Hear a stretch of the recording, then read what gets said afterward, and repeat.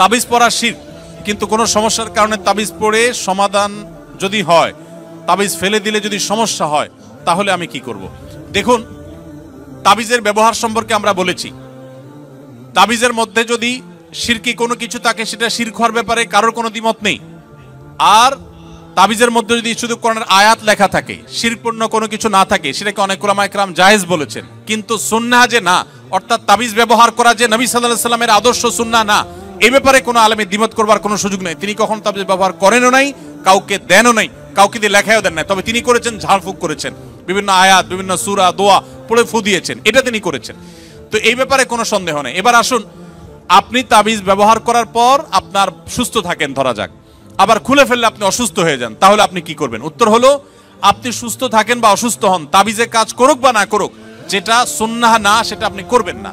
অনেকে আছেন অনেক শিরকি কাজ করেন, শিরকি কাজ করলে তিনি ভালো থাকেন, আবার শিরকি কাজ না করলে তিনি অসুস্থ হয়ে যান। তাদেরকে আমরা বলতে চাই, আপনার সুস্থ অসুস্থতার সাথে বিষয়টা সম্পৃক্ত না, এটা ঈমানের বিষয়।